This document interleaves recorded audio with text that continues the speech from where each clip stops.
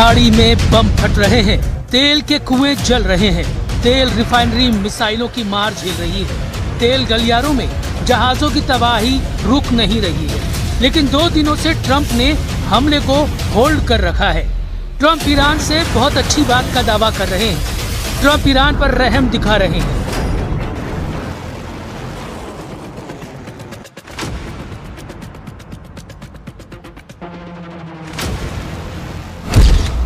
Trump का दावा, Iran रो रहा है इसलिए बमबारी बंद की। ट्रंप का दावा, नेतन्याहू नहीं बताएंगे किसे हथियार बेचना है। ट्रंप का दावा, ईरान युद्ध पर पुतिन को लाइन हाजिर करूंगा।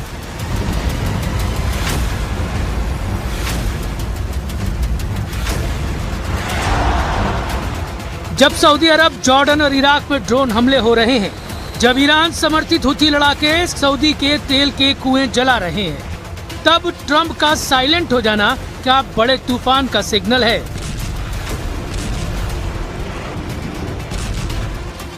ट्रंप कूल बनने का गेम तो नहीं खेल रहे, या फिर खाड़ी में पुतिन की एंट्री की खबर ने उन्हें बैकफुट पर जाने पर मजबूर कर दिया? वैसे व्हाइट हाउस में हाई प्रोफाइल मीटिंग में हाई टेंशन सीन देखे गए हैं। ट्रंप, नेतन्याहू और जेलेंस्की से मीटिंग में कई मौके पर फायर हो गए हैं। White house high voltage drama का अपडेट आपको दे उससे पहले सऊदी अरब से आई तस्वीर देखिए, जहां प्रिंस सलमान के तेल के कुएं और रिफाइनरी पर मिसाइलें फट रही हैं। ड्रोन धमाकों से तेल के मैदान धुआं हैं।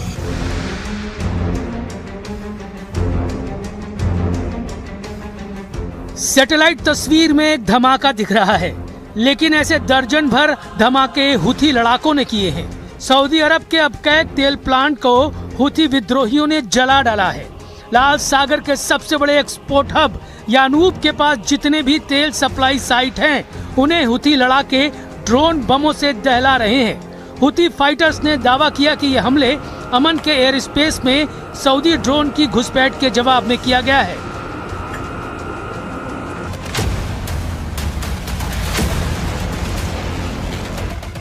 हिजबुल्लाह लड़ाकों को सुप्रीम लीडर मुस्तफा का लेटर जब से मिला है, उनका जोश आई है। हिजबुल्लाह चीफ नईम कासिम ने ईरान के लिए जिहाद शुरू करने का ऐलान कर दिया है।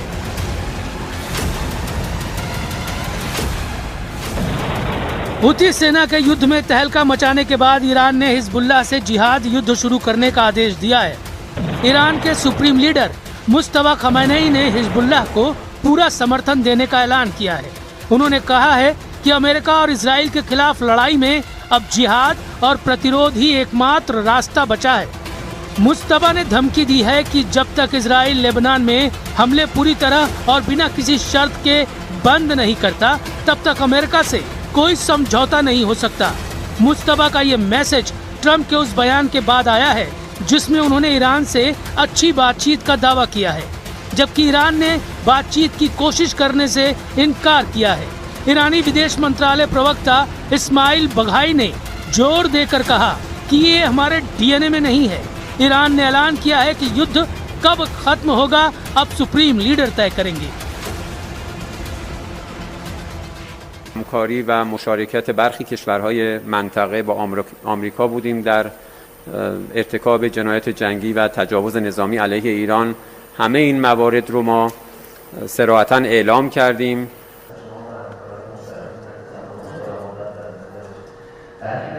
این مذاکرات بین ایران و ईरान का स्टैंड क्लियर है, वो फुल फोर्स में युद्ध जारी रखेगा, दुश्मनों को पीटता रहेगा जब तक सभी दुश्मन सरेंडर नहीं कर देते। नेतन्याहू को ईरान के इस प्लान की पक्की खबर है। यही बात समझाने वो ट्रंप के पास पहुंचे हैं, लेकिन ट्रंप का मूड नेतन्याहू पर बहुत ज्यादा खराब है, क्योंकि उन्होंने ट्रंप की तुर्की डील पर पेच फंसा रखा है। अमेरिका तुर्की को F-35 जंगी जेट बेच रहा है, जिसे इजराइल अपने लिए खतरा बता रहा है। ट्रंप से इसी पर जब सवाल हुए तो वो भड़क गए थे। उन्होंने ये तक कह दिया था कि कोई उन्हें ये नहीं बताएगा कि किसे हथियार बेचने हैं, किसे नहीं। ट्रंप ने एर्दोआन को अपना सच्चा दोस्त कहकर नेतन्याहू को जोर का झटका दिया है। Well, now look, Turkey's been a great ally for me. You know, I think he's done a very good job. Did a good job with Syria. He's a friend of mine, and nobody tells me what we should be selling. And now Turkey's been a tremendous ally for me. Netanyahu जिस तुर्की को सबसे खतरनाक दुश्मन मानते हैं, उस पर Trump हथियार लुटा रहे हैं, जबकि तुर्की रूस के S-400 एयर डिफेंस सिस्टम से पीछा छुड़ाने के लिए मिस्र को मोहरा बनाने की कोशिश कर रहा है। तुर्की हर हाल में अमेरिकी F-35 स्टील्थ फाइटर जेट खरीदना चाहता है, लेकिन रूसी S-400 उसके गले में हड्डी की तरफ फंस गया है। अमेरिका F-35 तभी बेचेगा जब तुर्की के पास रूसी S-400 ना हो। इसलिए तुर्की उन देशों की तलाश में है जो S-400 खरीद सके, और मिस्र इस फॉर्मूले में सटीक बैठता है। ऐसा इसलिए क्योंकि मिस्र पहले से ही रूसी S-300 air defence system operate करता है। तुर्की और मिस्र ने गोल्डन ईगल नाम का बड़ा जॉइंट मिलिट्री अभ्यास शुरू किया है। मतलब ये कि एर्दोआन ट्रंप से F-35 हासिल कर अपने पास रखेंगे, रूस के S-400 को मिस्र को देकर उसे रिमोट कंट्रोल से इस्तेमाल करने का लाइसेंस भी रखेंगे।